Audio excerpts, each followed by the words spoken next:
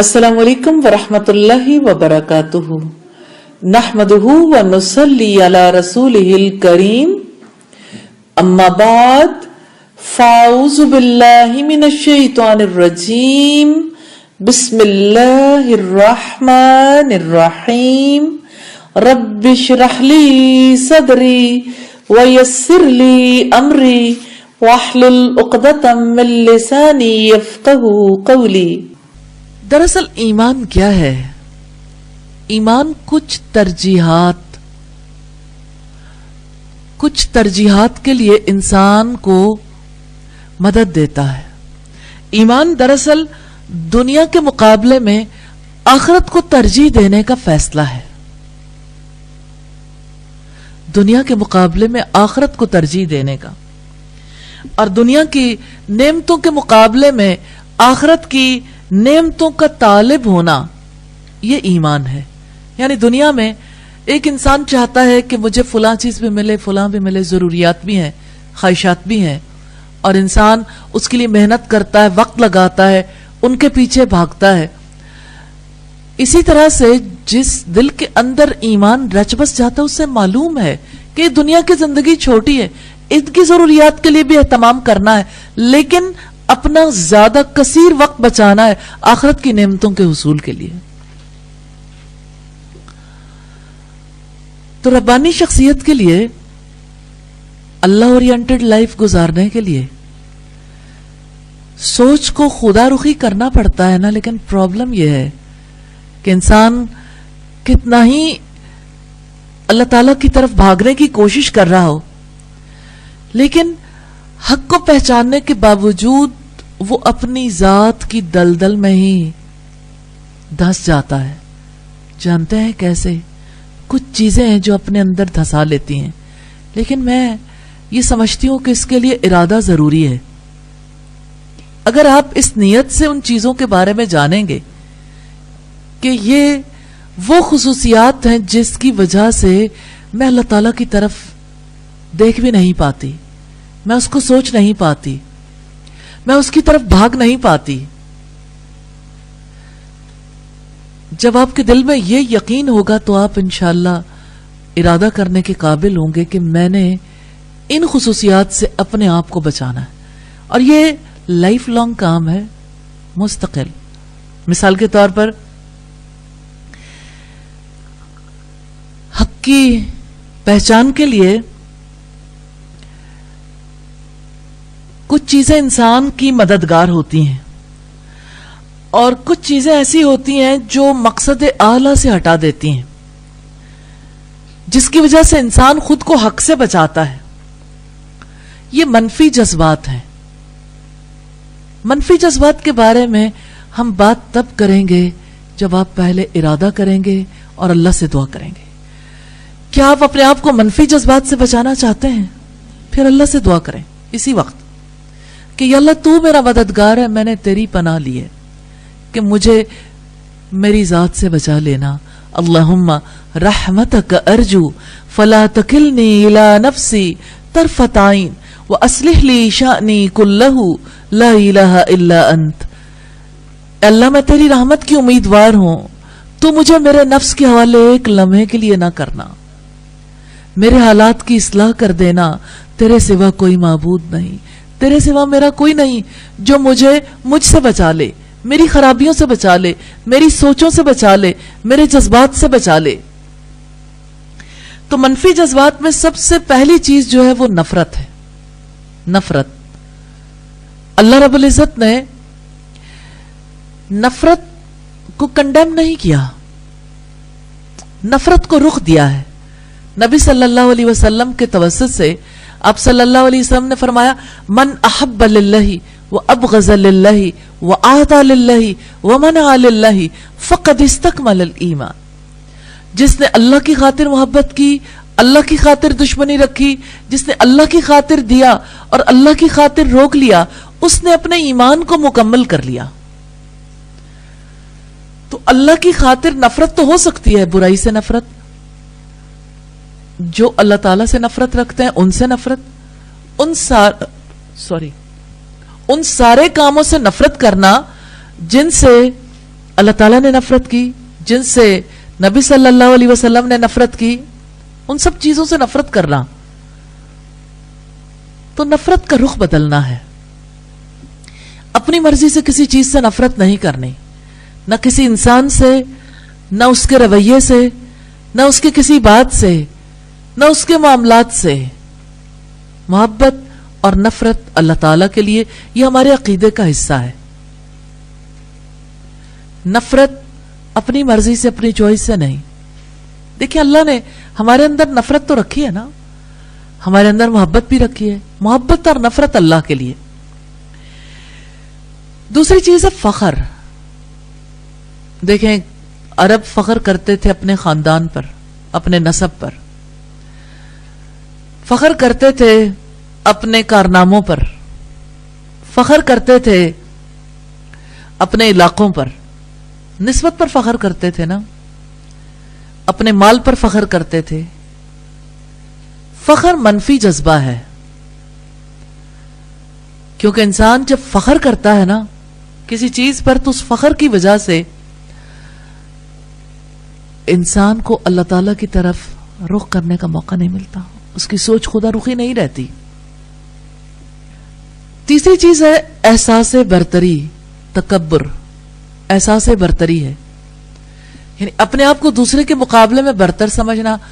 ہزاروں لاکھوں مواقع ہیں، کسی سے آپ علم میں زیادہ ہوں گے، کسی سے مال میں زیادہ ہوں گے، کسی سے آپ حسن میں زیادہ ہوں گے، کسی سے آپ کسی اپنی صلاحیت کے اعتبار سے زیادہ ہوں گے، کسی سے آپ خاندانی اعتبار سے زیادہ ہوں گے. احساس برتری کے لیے کتنا بڑا چانس ہے. ابلیس اسی راستے سے آتا ہے، کیونکہ اسی احساس برتری نے اسے مروایا تھا. جب اللہ پاک نے پوچھا ما منعک الا تسجد، تجھے کس نے روکا کہ تو سجدہ نہ کرے؟ اب آپ کو پتا چلے گا کہ انسان اللہ کی عبادت کیوں نہیں کر پاتا، اس کے آگے سجدے کیوں نہیں کر پاتا، اس کا ذکر دل سے کیوں نہیں کر پاتا. احساس برتری. ابلیس نے جواب دیا انا خیر من، میں، میری بات، میری ذات، میری رائے، اور میں کے ہزاروں چکر ہیں، فولڈز ہیں. احساس برتری کے ساتھ آپ اللہ تعالیٰ کی طرف نہیں جا سکتے. ایمان دل میں داخل نہیں ہو سکتا، کیونکہ دل تو بھرا ہوا ہے اپنی ذات کے تکبر سے. چوتھی چیز ہے تعصب. تعصب کو سمجھتے ہیں کسے کہتے ہیں؟ تعصب آپ میں سے کوئی بتائے گا تعصب کسے کہتے ہیں؟ جی جی اچھا جی، کوئی اور بتائے گا تعصب کسے کہتے ہیں؟ جی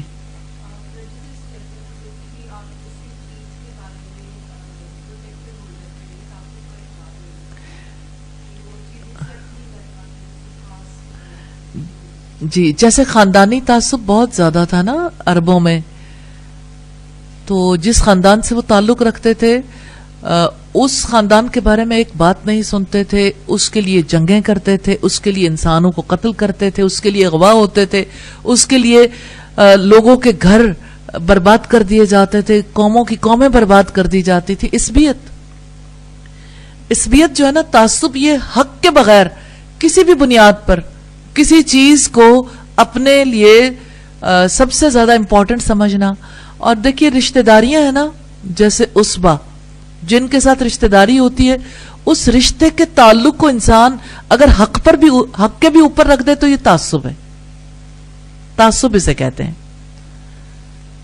کہ انسان حق کی بنیاد پر نہیں، کسی اور گراؤنڈ پر فیصلہ کر رہا ہو، کسی تعلق کی وجہ سے، کسی نسبت کی وجہ سے، کہ فلاں بات چونکہ ہمارے بزرگوں نے کہی ہے، یہ ہماری ٹریڈیشن ہے، اس کو نہیں ہم چھوڑ سکتے. ایسی بات کبھی آپ نے سنی؟ یہ تعصب ہے. اور تعصب کسی بھی نوعیت کا ہو سکتا ہے، خاندانی تعصب ہو سکتا ہے یا لسانی تعصب ہو سکتا ہے. کسی زبان کی وجہ سے انگریزی بولنے والوں کو افضل سمجھا جائے، یہ تعصب ہے نا، یا اردو بولنے والوں کو افضل سمجھا جائے، یا کوئی بھی اور زبان ہو سکتی ہے. اسی طرح سے علاقائی تعصب ہوتا ہے. فلاں بلوچی ہے اور فلاں جو ہے پنجابی ہے، فلاں پٹھان ہے. یہ سوری پٹھان نہیں بلکہ آپ یہ کہہ سکتے ہیں کہ فلاں بلوچستان سے تعلق رکھتا ہے نا، وہ ہم بلوچی ہیں، بلوچ قبیلے سے ہمارا تعلق ہے، قبائلی تعصب ہے. پنجاب سے تعلق ہے، پنجابی ہے، تو ظاہر پنجابی ہونا ایک تعصب ہے نا. اسی طرح سے یہ تعصب کسی بھی گراؤنڈ پر ہو سکتا ہے، یعنی حق کی بنیاد پر نہیں، کسی ادر گراؤنڈ پر کوئی اور ایسی نسبت، ایسا تعلق ہو جس کی وجہ سے انسان ڈیسیژن میکنگ بھی کرے، اس کی بنیاد پر انسان اپنی زندگی کے فیصلے کرے، یہ تعصب ہے. تو تعصب نہیں، غیر جانبداریت، جانبدار ہونا تعصب ہے، کسی جانب جھکاؤ ہونا. تو تعصب جو ہے یہ منفی جذبہ ہے. اسی طرح سے جو لوگ تعصب کا شکار ہوتے ہیں وہ کبھی سچے ایمان کی حلاوت نہیں پا سکتے. ایمان ان کے دلوں میں داخل نہیں ہوتا کیونکہ ان کے دلوں میں پہلے سے تعصب داخل ہے. اب آپ دیکھیں کہ آپ کے دل کے اندر کیا ہے، دل میں کیا ہے، جائزہ تو آپ خود لیں گے نا. اور پانچویں چیز خواہشات کی پیروی ہے. خواہشات کی پیروی یہ ڈسٹریکشن ہے جو اس بڑے مقصد سے ہٹانے والی ہے. کیونکہ انسان جب کسی کی نفرت میں مبتلا ہوتا ہے، اچھا چلو نفرت ہو تو پھر کیا ہوتا ہے؟ نفرت کی وجہ سے انسان کی سوچ بدلتی، انسان کے اندر الاؤ بھڑکتا ہے نفرت کی وجہ سے، بدگمانی، کینہ، بغض، حسد، انتقام، اور اس کے ساتھ پھر قتل و غارت گری بھی ہو جاتی ہے. ایک ہی تھالی کے چٹے بٹے ہیں، یعنی انسان کی سوچ بدل دیتی ہے نا نفرت. اب یہ بتائیے کہ فخر کی وجہ سے انسان کی سوچ پر کوئی اثر پڑتا ہے؟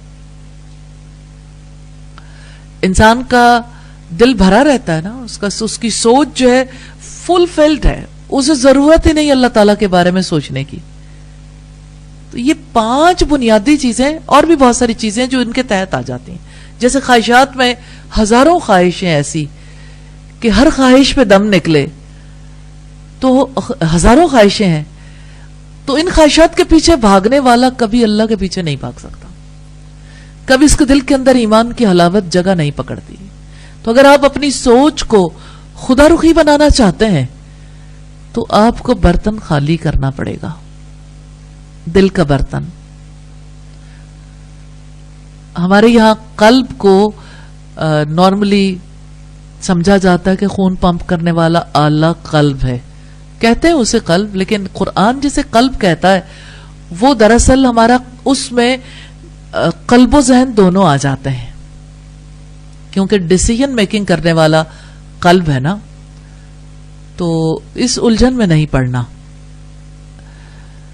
تو اب آپ نے اپنے قلب و ذہن کو پاک کرنا ہے، اپنی سوچ کو پاک کرنا ہے، تو ساری نفرتوں سے پاک کر لیں. کیسے پاک کریں گے؟ پیچھا کریں گے نا اپنا. اور اکیلے کیسے کریں گے؟ تواصو بالحق اور تواصو بالصبر کتنی ضروری ہے. اور کتنی جگہ پہ جا کے آپ ناکام بھی ہوں گے، پھر آپ پوچھئے اب کیا کروں؟ یہ والی بات میرے دل سے نہیں نکلتی، کاؤنسلنگ کی پھر ضرورت ہوتی ہے. اور اسی طرح سے فخر کی نفسیات کو بدلنا ہے. تو فخر کس کس چیز پہ ہوتا ہے؟ آپ اپنے آپ کو پہچانے تو صحیح، آپ کس پہ فخر کرتے ہیں؟ جو فخر کرنے والے مقامات ہیں نا، وہاں پر اپنا علاج کروانے کی ضرورت ہے، کرنے اور کروانے کی. اسی طرح سے فخر کے بارے میں پڑھیں بھی، محبت و نفرتوں کے بارے میں پڑھنا بھی چاہیے. اسی طرح تعصب، احساس برتری، تکبر. احساس برتری کے بارے میں تو اگر آپ واقعی سمجھدار ہیں تو آپ کے کاغذ سیاہ ہو جائیں گے کہ زندگی میں کب کون سی جگہ پر احساس برتری نے جنم لیا. کسی کو اپنے علم پہ تکبر ہے، کسی کو اپنے خاندان پہ تکبر ہے، کسی کو اپنی یادداشت پہ تکبر ہے، کسی کو اپنے حسن پہ ہے، کسی کو اپنے مال پہ تکبر ہے، کسی کو اپنی کسی ڈگری پہ تکبر ہے، کسی کو اپنے خاندان پہ، یا یعنی تکبر کے بھی ہزاروں راستے ہیں نا. کہاں کہاں سے انسان برتری کی غذا لیتا ہے. اس کو خالی کرنا ہے، سوچ بدلنی ہے نا. تو اب آپ دیکھیں نئی سوچ کب آئے گی دل میں. یہ نئی سوچ ایمانی سوچ ہے. تو ایمانی سوچ تب جگہ لے گی جب دل خالی کریں گے. تو جیسے گھر کرائے پہ لیتے ہیں یا کسی بلڈنگ کو رینٹ پہ لیتے ہیں، تو جب نوٹس آتا ہے کہ اب جو ہے آپ اتنے حصے کے اندر اندر گھر خالی کر دیں، تو خالی تو کرنا پڑتا ہے. پھر کیا کرتے ہیں گھر خالی کرنا ہو تو کیا کرتے ہیں؟ اپنی چیزیں سمیٹنا شروع کر دیتے ہیں، پیکنگ شروع کر دیتے ہیں. اور پیکنگ اس لیے ہوتی ہے کہ پھر جا کے کہیں رکھ لیں گے. لیکن اس دوران عقل مند لوگ یہ کرتے ہیں کہ جتنی غیر ضروری چیزیں آگے پیچھے غیر ضروری محسوس نہیں ہوئی تھیں لیکن اب بوجھ بنی ہوئی ہیں، ان کو فارغ کرتے ہیں. تو کتنا زیادہ ضروری ہے جاننا ریلیونٹ کیا ہے، ارریلیونٹ کیا ہے، خیر کیا ہے، شر کیا ہے، نیکی کیا ہے، بدی کیا ہے، اچھا کیا ہے، برا کیا ہے. پیچھا چھوڑانا بھی تو بڑا ضروری ہے. آپ کبھی اپنی بلونگنگز کو دیکھیے گا، جو چیزیں آپ سے متعلق ہیں ان سے آپ پیچھا چھڑا کے دیکھیں نا. آج کل گرمیوں سردیوں کے کپڑے الگ کر رہے ہوں گے، تو آپ نے سارے ہی کپڑے رکھ لیے یا کچھ نکال دیے؟ اور گرمیوں کے کپڑوں میں سے دیکھا ہے کہ کون سے کپڑے ہیں چلو میں ان کپڑوں کو اتنے میرے کام کے یہ میں یوز کر لوں، یہ میرے یوز کے نہیں لیکن کوئی اور یوز کر سکتا ہے، انہیں نکال دوں. کتنی کتابیں، کتنے کاغذ، کتنے پینس، کتنی اور چیزیں، بیگ کے اندر جھانک کے دیکھیں کتنی چیزیں ہیں، اور بہت کچھ موبائل کے اندر. زندگی تو اسی طرح کھائی جاتی ہے. اب تو بہت ساری چیزیں ایسی ہیں جو نظر بھی نہیں آتی ہیں اور زندگی لوٹ کے لے جاتی ہیں.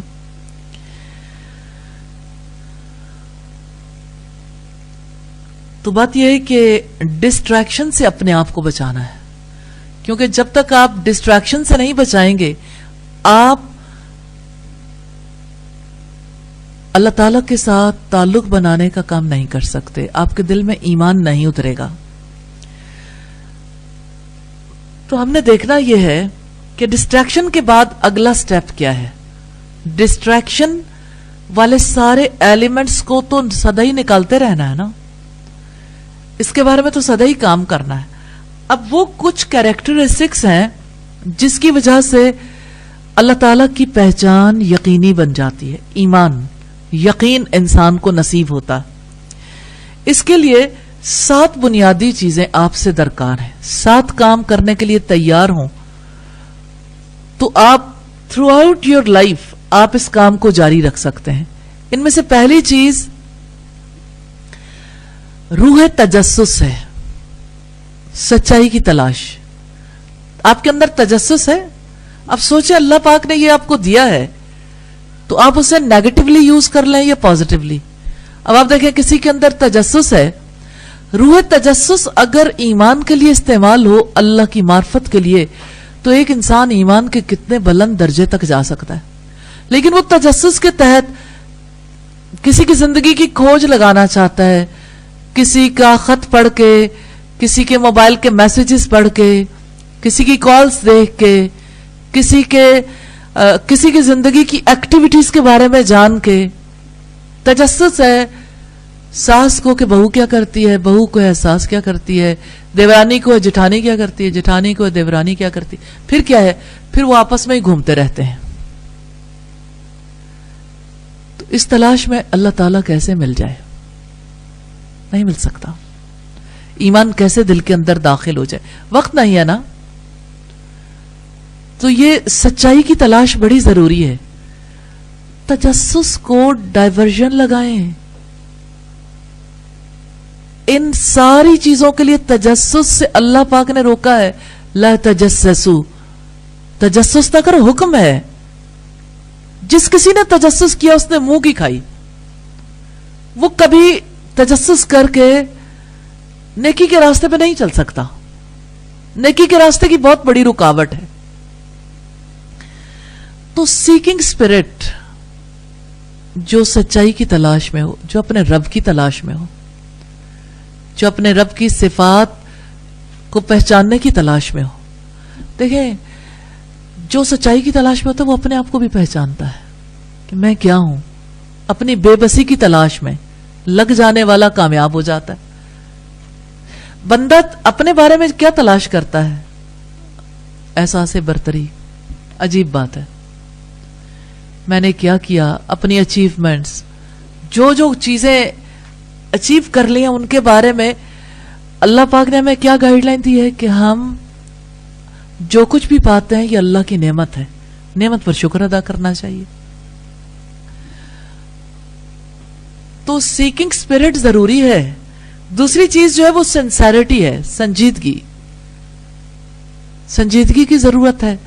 اگر آپ اپنے بارے میں سنجیدہ نہیں ہیں، اگر آپ اللہ تعالیٰ کی صفات کی تلاش میں سنجیدہ نہیں ہیں، اگر اللہ کے کلام سے آپ اللہ تعالیٰ پر یقین کو حاصل نہیں کرتے، اس کا ارادہ بھی نہیں کرتے، آپ اس بارے میں سنجیدہ نہیں ہیں، تو کیسے ہو سکتا ہے ایمان دل کے اندر داخل ہو جائے؟ آپ نے ارادہ کیا کہ آپ کلام اللہ کو پڑھیں گے تو آپ اس کو اچھے انداز میں بھی پڑھ رہے ہیں، تجوید بھی سیکھ رہے ہیں. آپ نے ارادہ کیا ترجمہ پڑھیں گے، آپ گرامر بھی سیکھ رہے ہیں، ترجمہ بھی پڑھ رہے ہیں. آپ نے ارادہ کیا کہ آیات کے مفہوم کو سمجھیں گے تو آپ نے اس کی تفسیر بھی پڑھ لی. اب کیا ہے؟ کبھی اے نوجوان مسلم تدبر بھی کیا تو نے؟ غور و فکر کتنا ضروری. افلا یتدبرون القرآن، کیا وہ قرآن میں غور و فکر نہیں کرتے؟ جانتے ہیں تدبر کسے کہتے ہیں؟ پیچھا کرنے کو. پیچھا کرنا، پیچھے لگے رہنا. جو چیز ایک بار پڑھ لی اس پہ 1000 بار غور کرنا. 1 دفعہ، 2 دفعہ، 3 دفعہ، 4 دفعہ، پھر انسان پر عقدے کھلنے شروع ہوتے ہیں. جب عقدہ کھلتا ہے تو وہ دراصل دل کا عقدہ کھلتا ہے. گرہ کھلتی ہے نا، دل کے اندر یقین داخل ہوتا ہے. تیسری چیز ہے تلاش میں دیانت داری، آنےسٹ ہونا. دیکھیے، سیکنگ اسپرٹ ہو، سنسیریٹی ہو، آنےسٹ ہو. اور چوتھی بات ہے نیگیٹو تھنکنگ نہ ہو، یعنی منفی سوچ نہ ہو. مثبت انداز فکر، پازیٹو تھنکنگ سیکھنی پڑے گی. پازیٹو تھنکنگ کے لیے بہت محنت کرنے کی ضرورت ہے. چھٹی چیز ہے نفسیاتی پیچیدگیوں سے پاک ہو.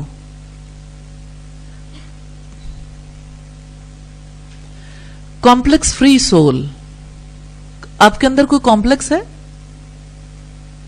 کوئی کمپلیکس ہے؟ آپ کسی چیز سے ڈرتے ہیں؟ یہ کمپلیکس ہے. فیئر سے کمپلیکس ہوتا ہے. آپ کو کوئی غم لاحق ہو جاتا ہے تیزی کے ساتھ. آپ کے اندر اگر غم بسیرا کر لیتا ہے، نا امیدی بسیرا کر لیتی ہے، آپ کے اندر جو ہے فیئر بیٹھ جاتا ہے کسی چیز کا، آپ اپنے اندر سے کسی چیز کو یعنی نکالنے کی پوزیشن میں نہیں آتے، آپ نئے ماحول میں ایڈجسٹ نہیں ہوتے، آپ بہادر نہیں ہیں، شجاع نہیں ہیں، تو اس کا مطلب ہے کہ آپ کے اندر کمپلیکسٹیز ہیں. اور کمپلیکسٹیز اور ہزاروں طرح کی، جیسے کسی کو احساس کمتری کا کوئی شکار ہے، کوئی جو ہے وہ اپنے گھر والوں کی وجہ سے، کوئی اپنے مال کی وجہ سے، کوئی یعنی جن حالات میں اللہ تعالیٰ نے رکھا ہے ان حالات پر اپنے آپ کو سیٹسفائی نہیں کر پاتا. یہ کمپلیکسٹی ہے نا، نفسیاتی پیچیدگی ہے نا. اللہ تعالیٰ کو وہ مومن پسند ہے جو مومن آسان ہو، جس سے تعلق بنانا آسان ہو، جس کی بات سمجھنا آسان ہو، اور جس کے اندر کمپلیکسٹیز ہوتی ہیں. آپ نے لوگوں کو دیکھا، لوگ ایک دوسرے سے بات نہیں کر سکتے، کسی کو فیس نہیں کر سکتے، اپنا ما فی الضمیر بیان نہیں کر سکتے کسی کے سامنے. یہ کمپلیکسٹیز ہی تو ہے. جھجک ہے، کسی کا سامنا نہیں کر سکتے، کسی کے سامنے بات کرنی پڑے ٹانگیں کانپنا شروع ہو جاتی ہیں، جسم کانپنا شروع ہو جاتا ہے، کسی کا روب کھا جاتے ہیں. روب کھانا بھی دراصل کمپلیکسٹی ہے. تو نفسیاتی پیچیدگیوں سے پاک نہیں ہے تو ایمان دل کے اندر داخل نہیں ہوگا، کیونکہ یہ چیزیں چمٹی رہیں گی. کبھی خوف کھا جائیں گے، کبھی غصے میں آ جائیں گے، غصہ بذات خود بہت بڑی کمپلیکسٹی ہے. کبھی آپ نا امید ہو جائیں گے, کبھی آپ پریشان زیادہ ہو جائیں گے. مومن کول اینڈ کام ہوتا ہے. اثرات تو اس پر بھی مرتب ہوتے ہیں, لیکن جلد وہ ان چیزوں کو کنٹرول کر لیتا. لیکن جتنا کسی کے اندر ایمان کی کمی ہوتی اتنا ہی زیادہ وہ ان کمپلیکسٹیز کا شکار ہوتا. اور ساتویں چیز جو سب سے بڑی ہے وہ دعا ہے. دعا 7 خصوصیات پیدا کریں گے تب آپ کی سوچ خدا رخی ہوگی انشاءاللہ. یعنی آپ یوں سمجھ لیں کہ یہ 7 خصوصیات ہیں جن کی وجہ سے آپ غور و فکر کرنے کے قابل ہو جائیں گے. یعنی آپ اپنے آپ کو نیگیٹو تھنکنگ سے بچا کے رکھیں. جس کے ذہن میں ہر وقت نیگیٹو تھنکنگ رہنی ہے, کسی نے مجھے ایسے کیوں دیکھا, مجھے فلاں بات کیوں کہہ دی, فلاں موقع پہ یہ ڈسکشن کیوں کر لی. اب ایک فرد ہے جو اپنی عزت کا تحفظ کرنے کے لیے اپنی ساری زندگی لگا دیتا ہے, تو کمپلیکس نہیں ہے. عزت تو ساری کی ساری اللہ کے ہاتھ میں ہے, اللہ کے حوالے کریں. ہم اپنی عزت کیسے کروا سکتے ہیں اور کیسے بچا سکتے ہیں اپنے آپ کو بے عزتی سے؟ جو اللہ نے ہماری تقدیر میں لکھ دی وہ ہونا ہے. لیکن آپ اگر اپنی پوری حیات لگا دیں اپنی عزت بچانے کے لیے, تو آپ کو اللہ تعالیٰ نے اس لیے تو پیدا نہیں کیا آپ اپنی عزت بچائیں. پھر آپ کو اللہ نے پیدا کیا اللہ کی عزت کریں, اللہ والوں کی عزت کریں, اللہ کے رسول کی عزت کریں. اپنی ذات کی عزت کا جہاں تک تعلق ہے اس کو اللہ کے حوالے کر دیں, اس کو اپنے لیے کمپلیکس نہ بنائیں. میں یہ نہیں کہتی کہ آپ اپنی ذات کو لوگوں کے لیے اس قدر یعنی آسان شکار بنا دیں کہ جو جی چاہے آپ کو کہہ دے, جو جی چاہے آپ کے ساتھ کر لے, آپ کی طرف سے کبھی کوئی رسپانس ہی نہ ہو. بات یہ ہے کہ اللہ پاک نے تو ہمیں کہا ہے کہ جاہلوں سے کنارہ کشی اختیار کریں. تو جہاں جاہل ہیں وہاں آپ اوائڈ کر لیں, بات نہ کریں. الجھنے کی کیا ضرورت ہے؟ لیکن اگر آپ نے الجھنا ہی اپنی زندگی کا مشن بنایا ہوا ہے تو پھر ایمان تو دل کے اندر نہیں آئے گا. تو یہ 7 چیزیں ہیں. اور اب دیکھیں, آپ نے قرآن حکیم میں پڑھا نا کہ اگر آپ امیجن کریں اگر اس زمین پر سارے درختوں کی کلمیں بن جائیں, جتنے سمندر ہیں 7 سمندر ہیں, سمندر جتنے بھی ہیں سارے سمندر روشنائی بن جائیں اور اتنے ہی اور بھی آ جائیں, تمہارے رب کی باتیں کبھی ختم نہیں ہوں گی. لیکن جس انسان کی اپنی باتیں ختم نہیں ہوتی وہ رب کی باتیں کہاں سے کرے گا؟ اسے رب کی باتیں آتی نہیں کیونکہ اس کی سوچ نہیں ہے. اب آپ دیکھ رہے ہیں کہ جیسے آپ کا کلام بھی نہیں بدلے گا جب تک سوچ نہیں بدلے گی. اور سوچ کا بدلنا کنٹینیوس پروسیس ہے نا. تو آپ کی گفتگو بھی خدا رخی تب ہو سکتی ہے جب آپ کی سوچ خدا رخی ہو, جب آپ اللہ کی بات کو, نبی صلی اللہ علیہ وسلم کی بات کو اپنی بات سے زیادہ امپورٹنس دیں.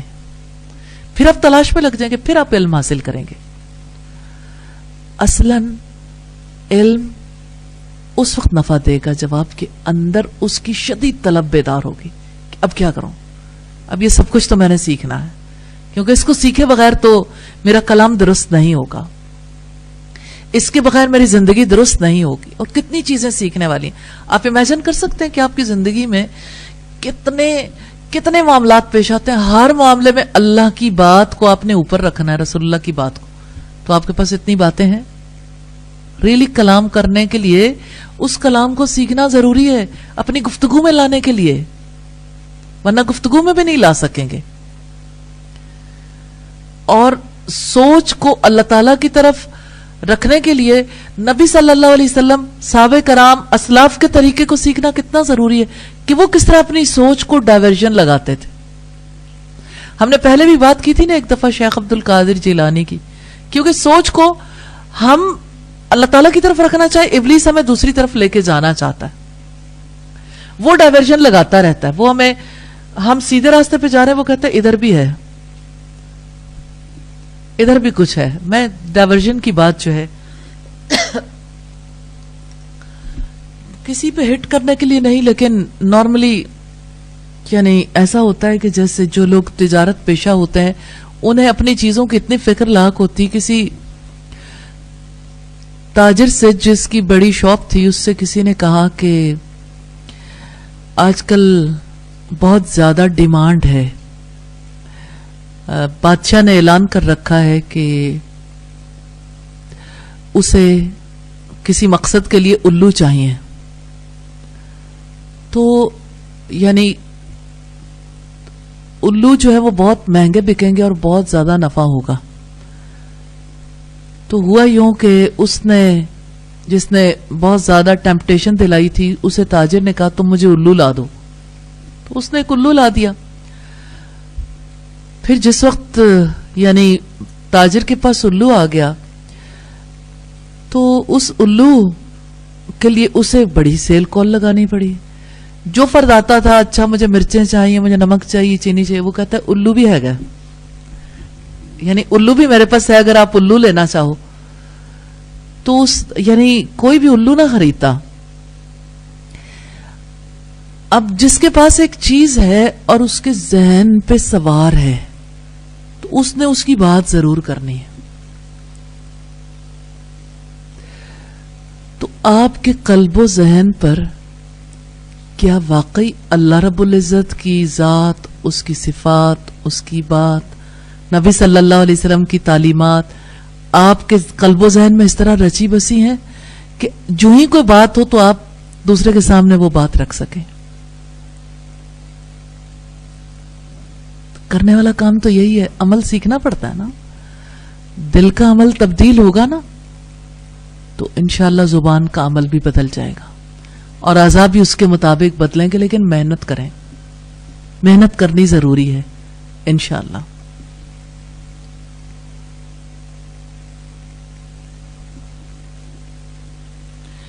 پھر اب دیکھیے کہ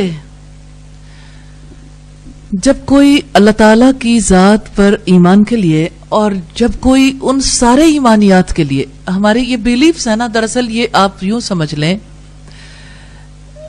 کہ یہ بنیادی نیٹ ورک ہے جس کی بنیاد پر ساری زندگی کا نظام چلتا ہے. یعنی جب تک یہ ایمان دل کے اندر جاگزی نہیں ہوتا زندگی نہیں بدلتی. یہ پروگرامنگ ہے, جیسے کمپیوٹر کی پروگرامنگ ہوتی ہے نا, ایسے ہی ذہن کی بھی پروگرامنگ ہوتی ہے. یہ بیلیفز ہیں, لیکن ان بیلیفز کے بارے میں آپ دیکھیں یہ آپ کے کاغذوں میں ہے, آپ کی زبان پر ہے, دل میں نہیں ہے. یہ آپ جان سکتے ہیں, میں نہیں جان سکتی, لیکن طرز عمل بتاتا ہے, عمل بتاتا ہے کہ پیچھے کیا ہے. تو دراصل آپ کے ذہن, آپ کے دل کی پروگرامنگ ہونے والی ہے.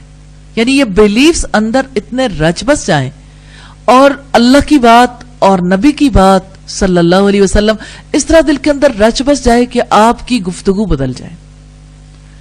اس گفتگو کی تبدیلی کے لیے ایسا بھی ہو سکتا ہے کہ آپ قرآن مجید کی آیات کو حفظ کر لیں, بہت فائدہ دیں گی. اپنے رب کی باتوں کو حفظ کریں, آپ نبی صلی اللہ علیہ وسلم کی احادیث کو, آپ کی باتوں کو حفظ کریں خاص خاص مواقع کی. لیکن آپ دیکھیں کہ ایک چیز آپ کے دل کے اندر رچی بسی نہیں ہے, صرف آپ کو وہ چیزیں یاد ہیں, تو کیا فائدہ دیں گی جب تک آپ کے لیے سب سے زیادہ اہمیت اللہ کی ذات کی, نبی صلی اللہ علیہ وسلم کی بات کی نہیں ہو جاتی.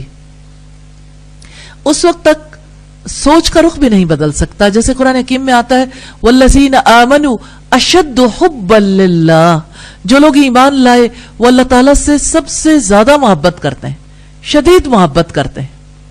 تو یہ شدید محبت معرفت تک لے جاتی ہے اور معرفت کی وجہ سے شدید محبت ہوتی ہے. الحمدللہ رب العالمین, انسان اس سفر میں جتنا زیادہ اللہ تعالیٰ کے بارے میں یعنی اس کی صفات کے بارے میں کھوج لگاتا ہے, جتنا غور و فکر کرتا ہے, جتنا اس کے لیے اپنا ذہن لڑاتا ہے, کوشش کرتا ہے, اتنا ہی زیادہ اس کے لیے ایمان کے دل میں جاگزی ہونے کے مواقع پیدا ہو جاتے ہیں. الحمدللہ. تو ایمان والے اللہ تعالیٰ سے شدید محبت کرتے ہیں. دو چیزیں جو ہیں ان کے بارے میں ضرور ذہن میں رکھیے گا, دل میں رکھیے گا. محبت اور خشیت اللہ کے لیے ہے, محبت اور خوف. یہ دو موٹیویشنل فیکٹرز ہیں، ان کی وجہ سے انسان موٹیویٹ ہوتا ہے. محبت بھی اللہ کے لیے، سب سے شدید محبت، سب محبتوں سے بڑھ کر اللہ تعالیٰ کی محبت، اور خشیت کے جذبات بھی اللہ تعالیٰ کے ساتھ وابستہ ہونے چاہیے. اگر دل دبے گا تو اللہ کے لیے، جھکے گا تو اللہ کے لیے، کیونکہ خشیت ایسے خوف کو کہتے ہیں جس کی وجہ سے انسان کا دل اللہ کے آگے دب جاتا ہے. پھر یہ یقین کے دینے والا وہی ہے، جیسا کہ نبی صلی اللہ علیہ وسلم کی دعاؤں میں سے انتہائی امپورٹنٹ دعا، اللہم لا مانع لما آتیت، یقین ہے اللہ کوئی روکنے والا نہیں جس کو تو دے دے، ولا مؤتی لما منعت، اور کوئی دینے والا نہیں جس سے تو روک دے. یعنی اصل پاور اللہ تعالیٰ کو تسلیم کرنا. اور اب دیکھیں اس کے اوپر کتنا وقت لگانے کی ضرورت ہے کہ اللہ ہی دینے والا ہے، دیتا اللہ ہے، پاور اس کے پاس ہے. اللہ دے تو کوئی روک نہیں سکتا، اور اللہ روک لے تو کوئی دے نہیں سکتا. اور دریافت کا سفر ہے جس کے لیے نبی صلی اللہ علیہ وسلم ہر روز مڈ نائٹ میں جب آپ اٹھتے تھے، نیند سے بیدار ہوتے تھے، تو آپ وہ دعا کرتے تھے، دعائے تہجد بھی سے کہتے ہیں. اور اصلاً یہ ایمان کو بڑھانے والی بھی ہے، یقین کا اظہار کرنے والی بھی ہے، اور یہ آپ یوں سمجھ لیں یہی زندگی کا پورا سفر ہے. کیونکہ اس دعا کے آغاز میں اللہ کے لیے حمد ہے، اور اللہ کی مخصوص صفات کی وجہ سے کہ اللہ کے اندر یہ صفت پائی جاتی ہے، اس لیے حمد اس کی ذات کے لیے. پھر دوسرے نمبر پر جو چیز اس دعا کے اندر آتی ہے کہ اللہ تیری ذات حق ہے. اب آپ دیکھیے نا، جم گئی نا بات دل کے اندر، تیری بات حق ہے، تیری ملاقات حق ہے، جنت حق ہے، دوزخ حق ہے، قیامت حق ہے، محمد صلی اللہ علیہ وسلم حق ہے، اور سارے نبی حق ہیں. پھر اس دعا کے اختتام پر تیسرا حصہ، اللہم لک اسلمت، ہر رات بھی اور مڈ نائٹ میں بھی، اللہ میں نے اپنے آپ کو تیرا فرما بردار بنا لیا، تیرے آگے بچھا دیا، تیرے سپرد کر دیا. وَإِلَيْكَ أَنَبْتُ، اور میں تیری طرف رجوع کرتا ہوں. دعا ایک بار سن لیتے ہیں اور اس کے بعد ہم اس کے اوپر بات کریں گے انشاءاللہ. دعائے تہجد. اللهم لك الحمد أنت نور السماوات والأرض. اللهم لك الحمد أنت نور السماوات والأرض. ولك الحمد أنت قيوم السماوات والأرض. ولك الحمد أنت قيوم السماوات والأرض. ولك الحمد أنت رب السماوات والأرض ومن فيهن. ولك الحمد أنت رب السماوات والأرض ومن فيهن. أنت الحق ووعدك الحق وقولك الحق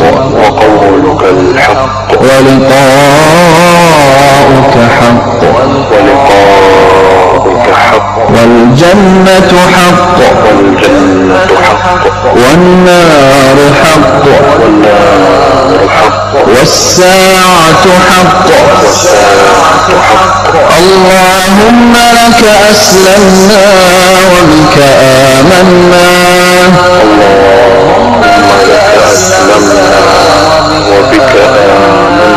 وعليك توكلنا وإليك أنبنا وبك خاصمنا وإليك حاكمنا. اغفر لنا ما قدمنا وما أخرنا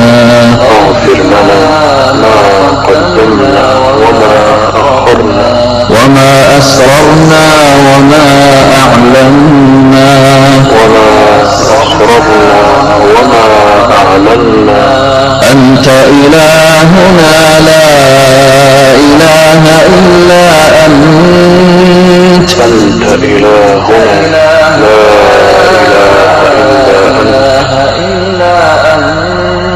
اللهم لك الحمد بما خلقتنا ورزقتنا اللهم لك الحمد بما خلقتنا ورزقتنا اس دعا میں تھوڑا سا ڈفرنس ہے کیونکہ اس میں صیغہ بھی جو استعمال ہوا وہ جمع متکلم کا ہے اور اس میں کچھ اور چیزیں بھی ساتھ شامل ہیں، لیکن آڈیو میں جو دعا اس وقت اویلیبل تھی وہ آپ کے سامنے آ گئی. لیکن اصل دعا جو ہے اللہم لک الحمد، اللہ ہم تیرے لیے ہے، انت قیوم السماوات والارض، اور دوسری حدیث میں ہے انت قیم السماوات والارض، کہ اللہ ہم تیرے لیے کیونکہ تو آسمان اور زمین کو تھامنے والا ہے، ومن فیہن، اور جو ان کے درمیان ہے، یعنی ہر چیز کو تھام کے رکھنے والا وہ ہے، اس لیے اس کے لیے حمد ہے.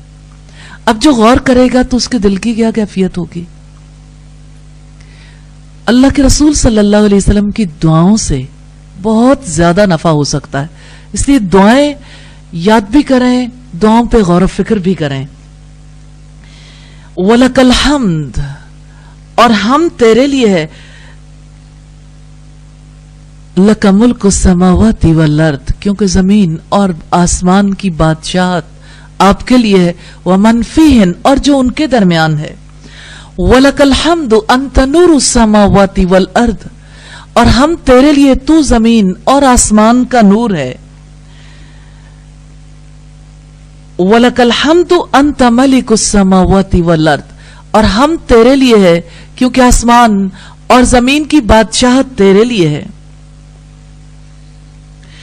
وَلَكَ الْحَمْدُ أَنْتَ الْحَقُّ، اور ہم تیرے لیے تیری ذات حق ہے، وَوَعْدُكَ الْحَقُّ، اور تیری ملاقات اور تیرا وعدہ حق ہے، وَلِقَاؤُكَ حق، اور تیری ملاقات حق ہے، وَقَوْلُكَ حق، اور تیری بات حق ہے، وَالْجَنَّةُ حق، اور جنت حق ہے، وَالنَّارُ حق، اور آگ حق ہے، وَالنَّبِيُّونَ حق، اور انبیاء حق ہیں، وَمُحَمَّدٌ صلی اللہ علیہ وسلم، اور محمد صلی اللہ علیہ وسلم حق ہے، وَالسَّاعَةُ حق، اور قیامت حق ہے. نبی صلی اللہ علیہ وسلم جب ہر رات میں اپنے آپ کو یعنی یہ دعا کرتے تھے تو آپ امیجن کرتے ہیں ازدیاد ایمان، یعنی ایمان میں جو اضافہ ہے وہ کس قدر ہوتا ہوگا. ایمان کوئی ساکت و جامد چیز نہیں ہے، گھٹنے بڑھنے والی چیز ہے، تو ایمان میں اضافہ بھی. لیکن اگلی بات دیکھیے گا، دعا کا اگلا حصہ اللہم لک اسلمت، اللہ میں نے اپنا آپ تیرے سپرد کر دیا، وبک آمنت، اور میں تجھ پر ایمان لے آئی، وعلیک توکلت، اور تجھ پر میں نے بھروسہ کیا، وإلیک انبت، اور تجھ پر اور تیری طرف میں نے رجوع کیا، وبک خاصمت، اور تیری خاطر میں جھگڑا کرتا ہوں، وإلیک حاکمت، اور تیری طرف ہی میں فیصلوں کو لے کر جاتا ہوں، فاغفر لی، میری بخشش کر دیں، ما قدمت وما اخرت، جو میں نے آگے بھیجا اور جو میں نے پیچھے چھوڑا، وما اسررت وما اعلنت، اور جو میں نے چھپا لیا اور جو میں نے ظاہر کر دیا، انت المقدم، تو ہی مقدم آگے کرنے والا ہے، وانت المؤخر، اور تو ہی پیچھے کرنے والا ہے. یہ بیلیف بھی انسان کو کہاں تک لے جاتا ہے، کسی کو کوئی پیچھے نہیں کر سکتا، کوئی آگے نہیں کر سکتا، وہ اللہ ہے، اللہ کی ذات پر بلیو ہے، لا الہ الا انت، تیرے سوا کوئی معبود. سبحانک اللہم وبحمدک، نشہد ان لا الہ الا انت، نستغفرک ونتوب الیک. السلام علیکم ورحمۃ اللہ وبرکاتہ.